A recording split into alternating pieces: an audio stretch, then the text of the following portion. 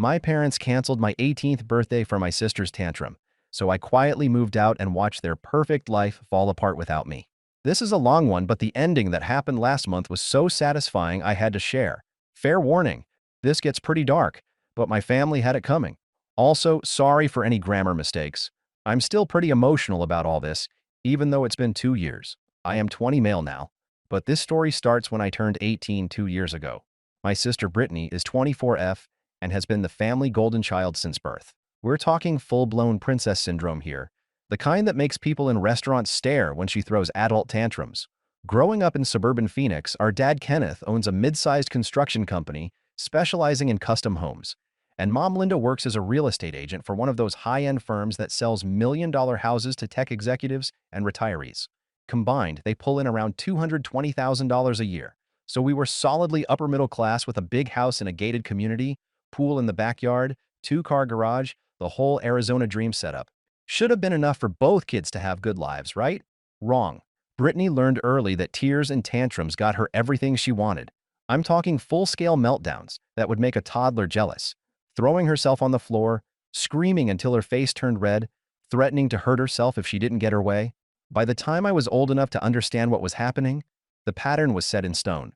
She got a brand new BMW for her 16th birthday, metallic white with custom rims that cost more than most people's cars, while I got Dad's old work truck with 200,000 miles, rust spots, and a radio that only played AM stations. The disparity wasn't subtle.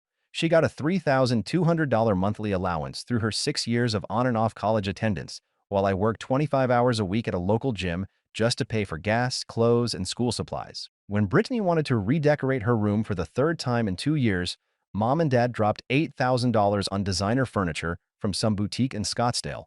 When I asked for help buying textbooks for my AP classes, they told me to learn financial responsibility. When she wanted to go to Europe for a month with her sorority sisters, they covered the entire $6,000 cost without blinking. When I wanted to attend a leadership camp that cost $400, they said the family budget was tight that month.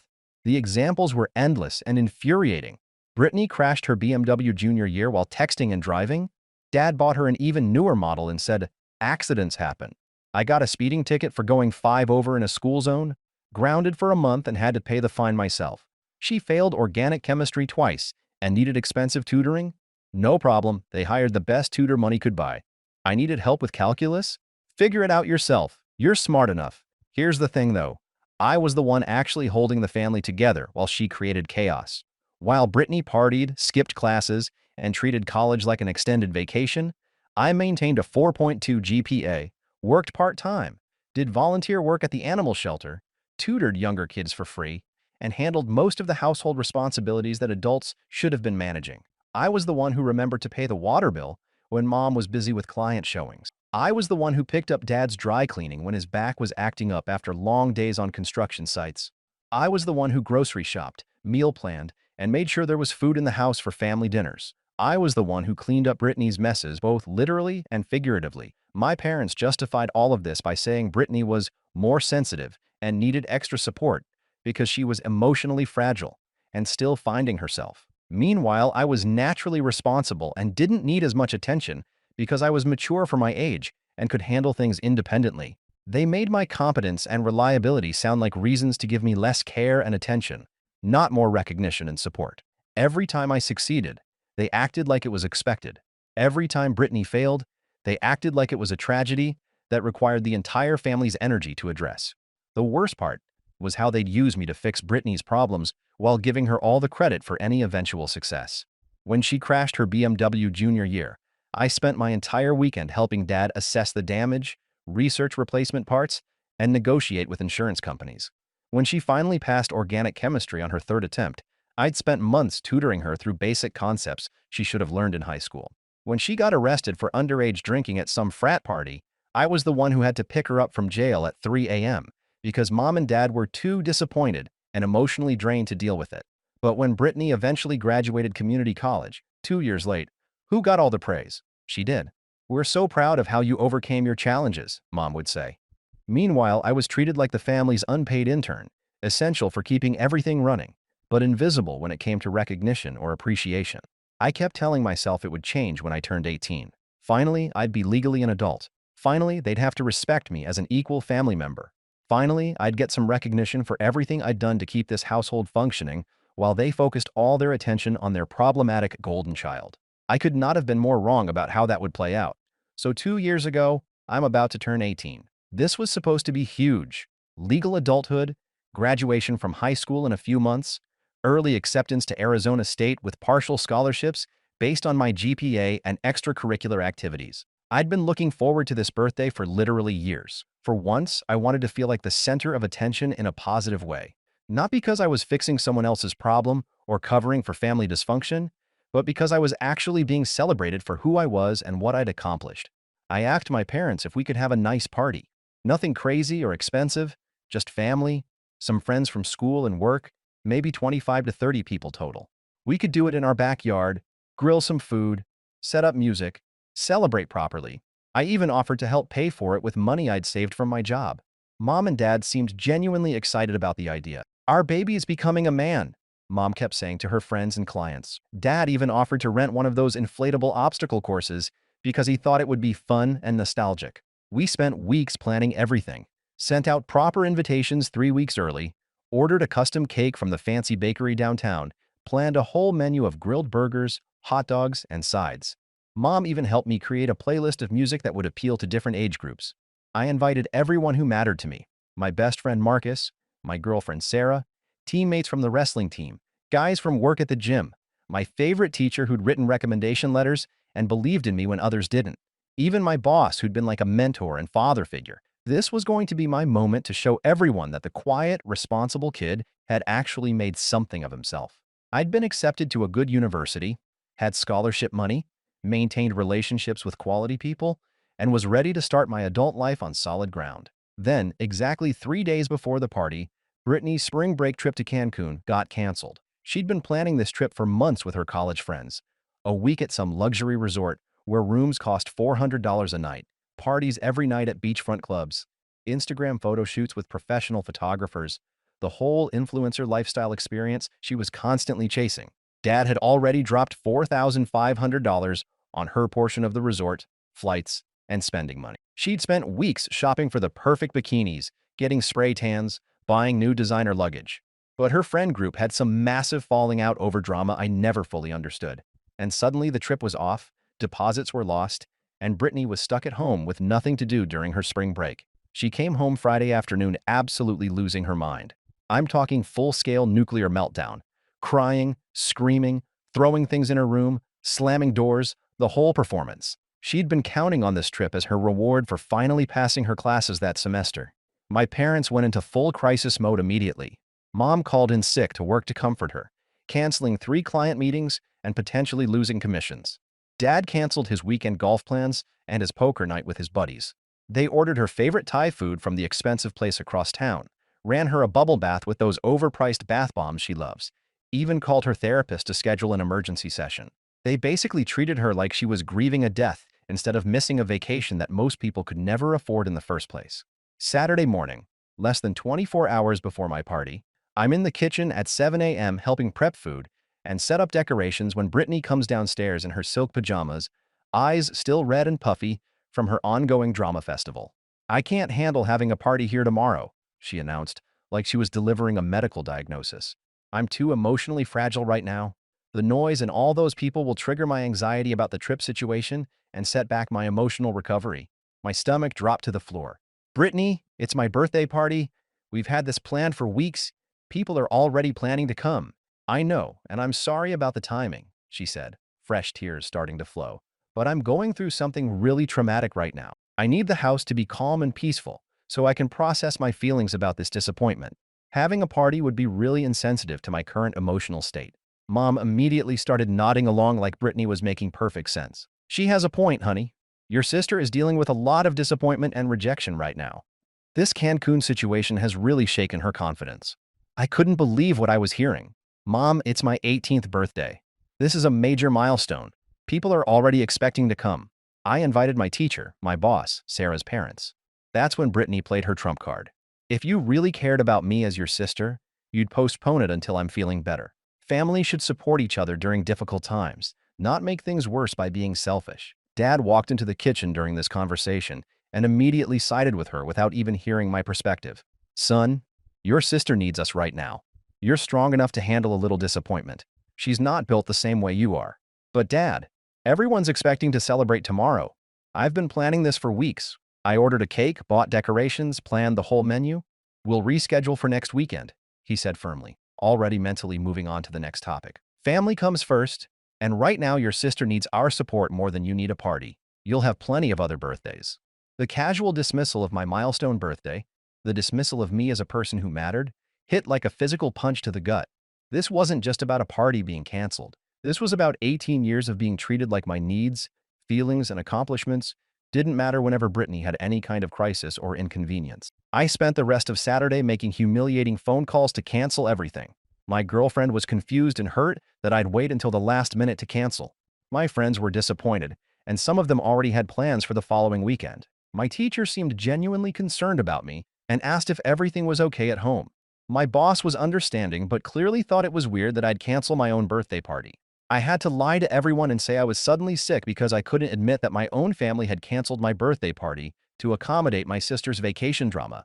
The humiliation was unbearable. Meanwhile, Brittany spent the entire day lounging by the pool in a designer bikini, posting melancholy Instagram stories about dealing with life's disappointments and learning to find peace in unexpected changes. She looked like she was having a spa day, not processing emotional trauma. That night, as I sat alone in my room on what should have been the eve of my big celebration, I made a decision that would change the trajectory of my entire life. I was done being this family's emotional support animal, problem solver, and unpaid maintenance staff.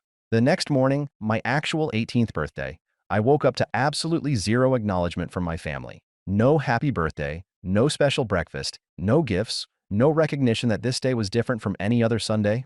Mom was too busy making Brittany her favorite protein smoothie with expensive organic ingredients, and Dad was already at a construction site because Sunday was apparently just another workday when it came to my birthday. The house felt exactly the same as every other day, except now I was officially an adult being treated like an invisible child.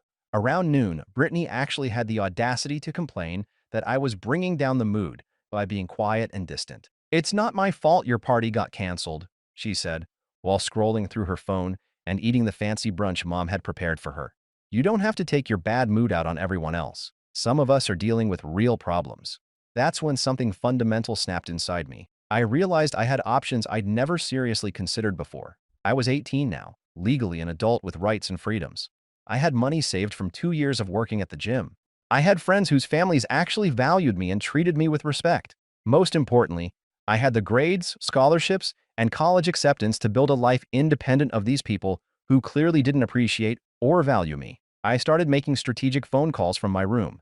First, I called my wrestling coach. His family had always been kind to me, and I knew they had an extra room since their oldest son had left for college. When I explained the situation in general terms, they immediately offered to let me stay with them as long as I needed. "You're like a son to us anyway," his wife said when she got on the phone.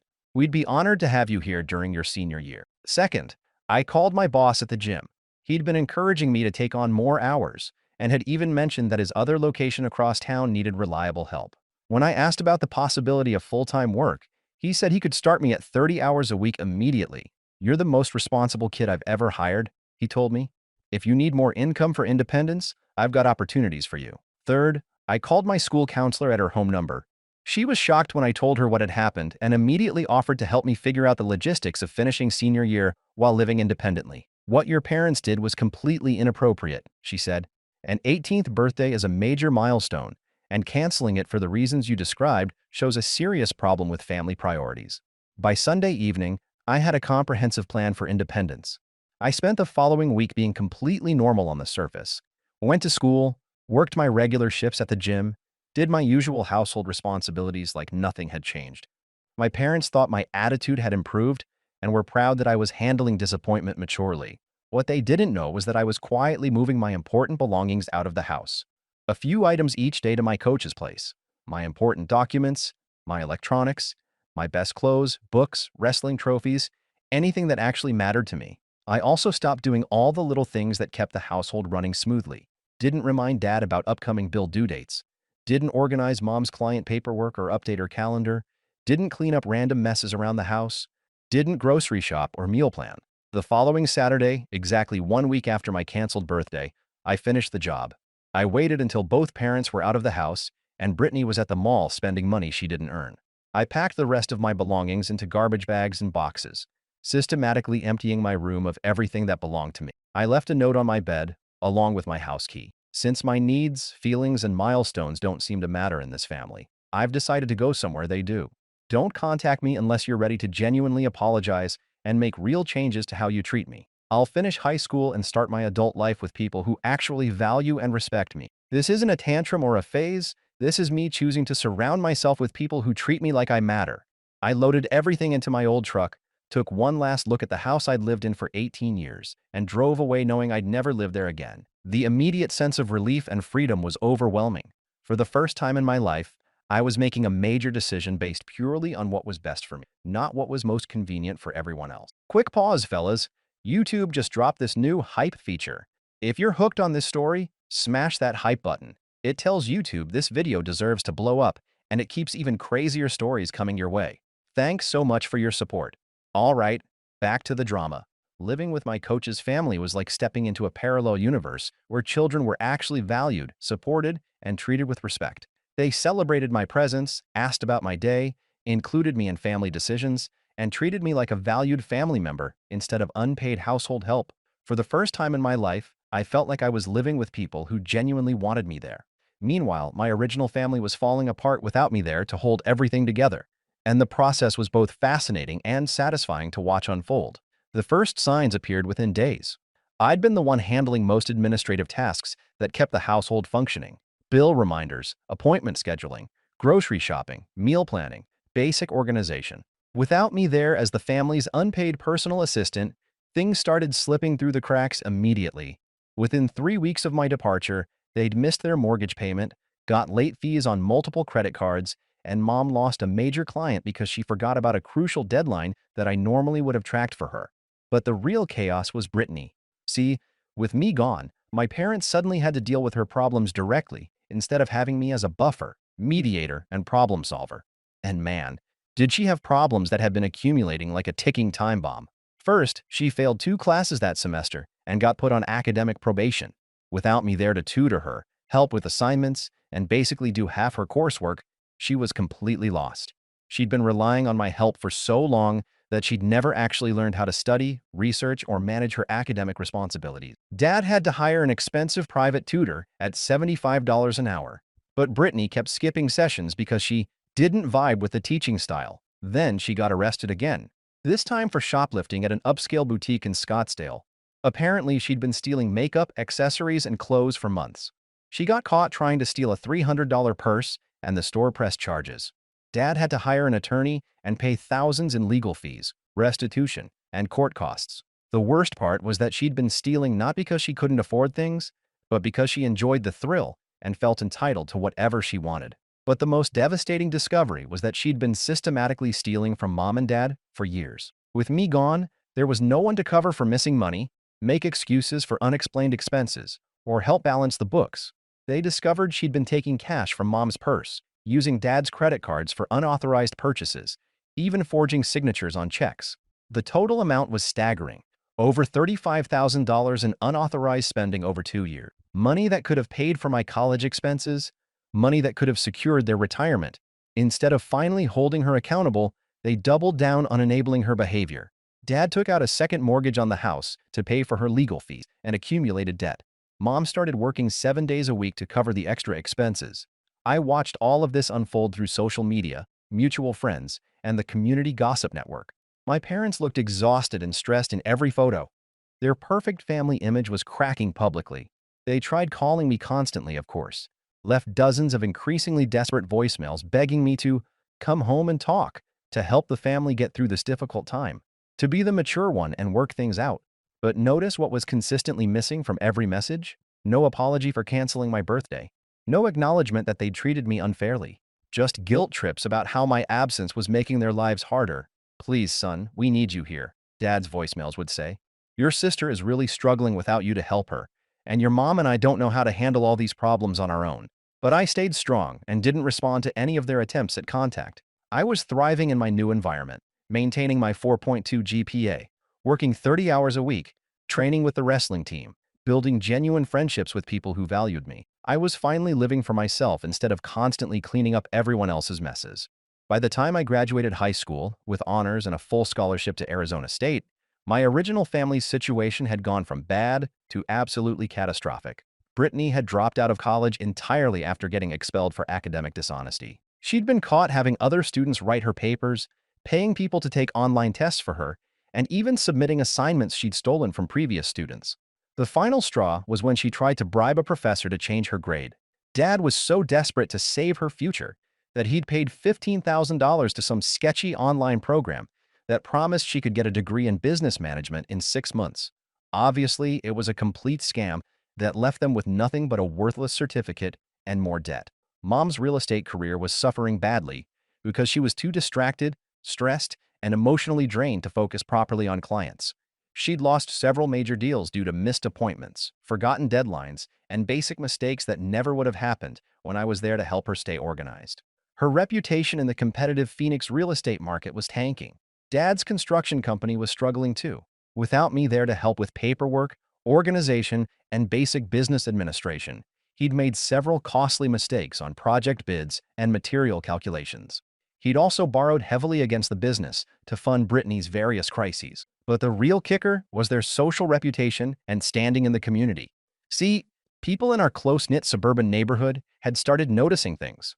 Brittany's legal troubles had made it into the local police blotter that gets published in the community newsletter. Their financial stress was becoming obvious as they sold Dad's boat, then Mom's luxury car, then started skipping social events they could no longer afford. Worst of all, word was getting around about why I'd left home. My former teachers, wrestling teammates, and friends' parents were asking questions.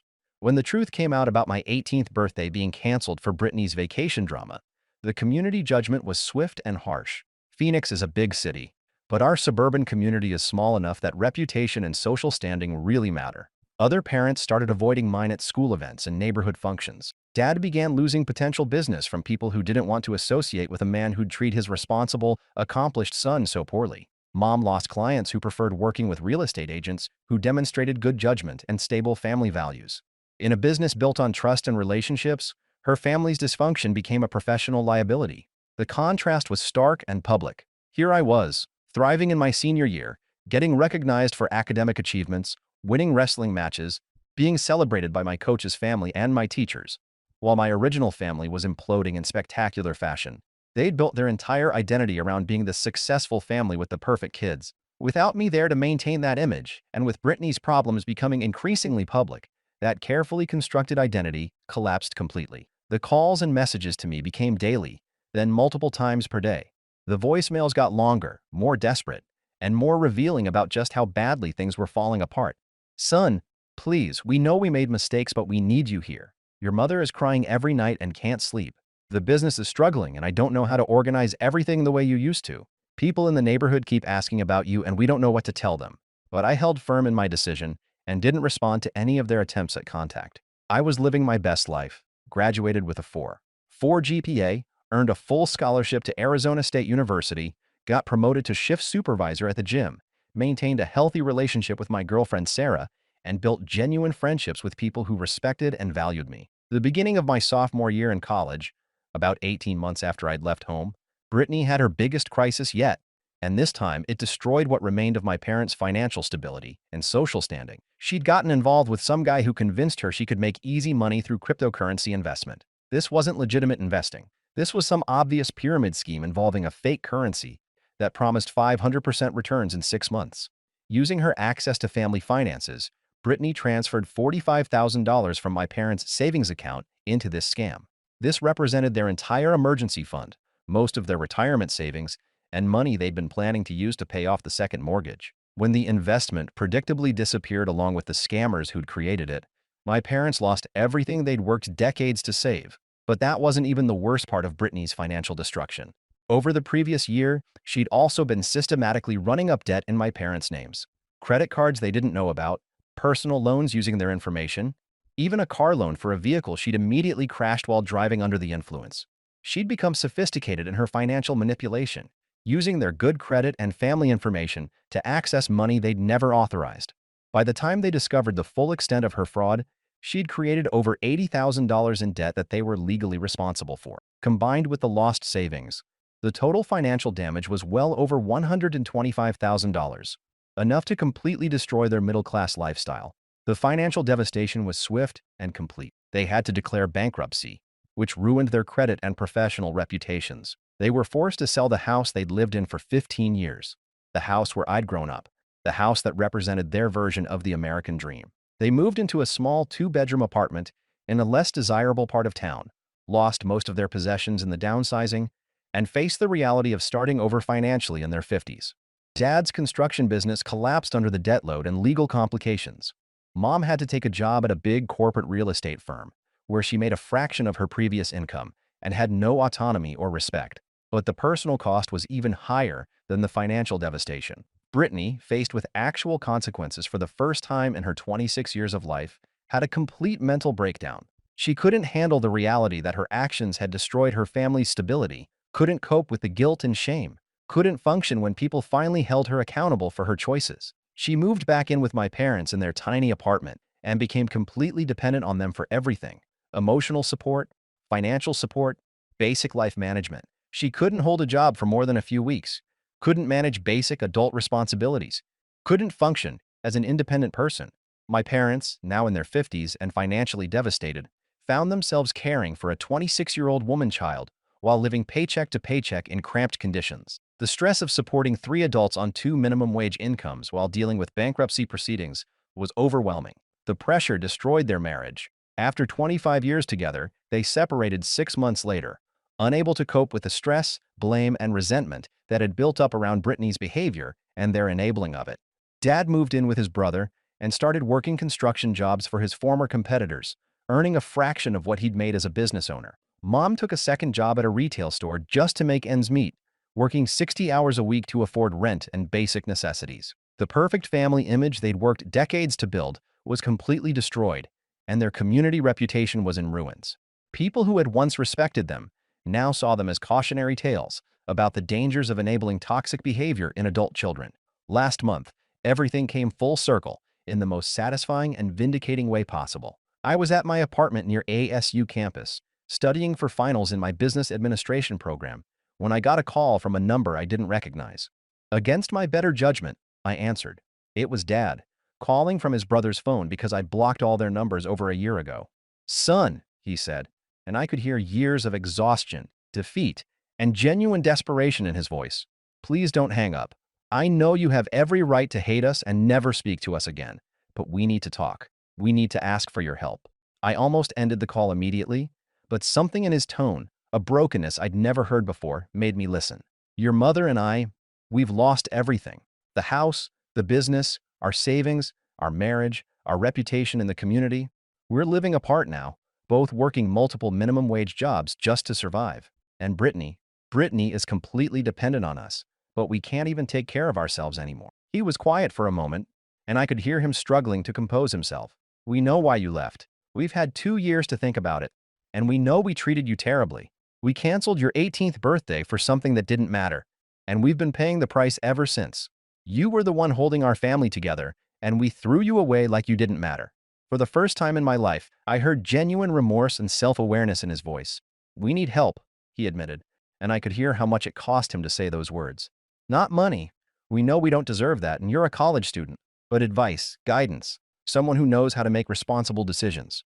You're the only one in this family who has their life together. You're thriving in college, you've built a life for yourself, you've become everything we should have supported you to be from the beginning." I let him finish his whole speech. He talked about how proud they were of my grades, my independence, my maturity, how they'd been following my social media from a distance and bragging to people about my accomplishments while pretending they were still part of my life. "People ask about you all the time," he said. "They want to know how our successful son is doing in college. And we have to pretend like we still have a relationship with you, when the truth is we destroyed it through our own selfishness and poor judgment." Then Mom got on the phone, and she was openly crying. "Baby, I'm so sorry. I know we don't deserve your forgiveness, but we've realized that you were the best thing about our family, and we threw it away. We don't know how to fix any of this without you. We don't know how to help Brittany become a functional adult. We don't know how to rebuild our lives. We've made so many mistakes. But the biggest one was not valuing you when we had you. When they finished their emotional speeches, I took a deep breath and told them exactly what I thought, with the clarity and confidence that comes from 2 years of independence and personal growth. You're absolutely right. You don't deserve forgiveness. You canceled my 18th birthday because Brittany's vacation got canceled. You spent my entire childhood treating me like unpaid help while giving her everything she wanted. You enabled her into becoming a financial criminal who destroyed your lives. And you did it because you couldn't bear to hold her accountable for anything. But here's the thing, I continued, feeling stronger and more certain with every word. I don't need your family anymore. I've built something better without you. I have people who value me, support me, and celebrate my successes. I have mentors who believe in me, friends who respect me, and a future that I'm building through my own efforts. I don't need to be your emotional support child or your problem solver. The silence on the other end was profound and telling. However, I said, surprising myself with my next words, I'm willing to have a relationship with you under very specific conditions. First, Brittany gets serious professional help and starts contributing to society instead of being a drain on everyone around her. She needs to get a job, pay back what she stole, and prove she can function as an adult. Second, you both acknowledge publicly that you treated me unfairly and that my leaving was completely justified. Third, any relationship we have going forward is based on mutual respect, not your need for me to fix problems you created. Dad's voice was barely a whisper. Anything. We'll do anything you ask. And fourth, I added, you need to understand that I'm not your son coming home to save the family. I'm an independent adult offering a conditional relationship to people who need to prove they've fundamentally changed how they approach family dynamics and personal responsibility. They agree to every condition without hesitation or negotiation. Over the past month, I've watched them follow through. Dad has gotten Brittany into intensive therapy and required her to get a part-time job at a fast food restaurant, her first real employment in years. Mom has been working on a public apology letter acknowledging their mistakes and my justified decision to leave. They're both in family counseling to address their enabling behaviors and learn healthier relationship patterns. Will I ever fully forgive them? Probably not. The damage was too deep and lasted too long. But watching them lose everything they prioritized over me while I built a successful, independent life has been the most satisfying revenge I could have asked for.